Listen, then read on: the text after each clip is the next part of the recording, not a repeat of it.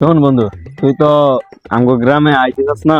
সারাদিন তো খালি কাল ঢাকাই থাকস। তো এমন আমগো গ্রামে আইসত, তো আমগো গ্রামটা একটু তোরে ঘুরে দেখাই আয়। আচ্ছা চল, তোরে চট্টগ্রাম আমগো এই মালটা বাগানটা দেখাই। তো বন্ধু, এগুলো মালটা খেতে দেখতেছ না? এটাও আমার, আবার এটা পাশেও আমার আছে আরেকটা, ওই পাশে আরেকটা আছে। তো এগুলা সবই আমার। এই যে বন্ধু দেখ, এবারকা আলহামদুলিল্লাহ বাম্পার ফলন বন্ধু। এবারকা আল্লাহ এত দেওয়া দিছে, মানে একবার পুরা বলার বাইরে। দেখ সবগুলাতে ভরপুর। বন্ধুর দেশে এত সম্পত্তি, এত বিশাল মালটা বাগান। ইস, অনেক সুন্দর মালটা হচ্ছে।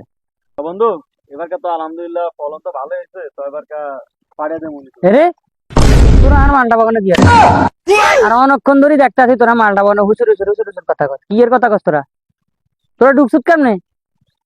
ও মা মা মা মা মা। আমি মালটা বাগান তো করলে নি করছি। দুনিয়াতে কারাই বিশ্বাস করবো? বন্ধু যেভাবে দেখাইছিল এই সব নাকি ওর, এখন এই বেটা কইতাছে এই বেটা।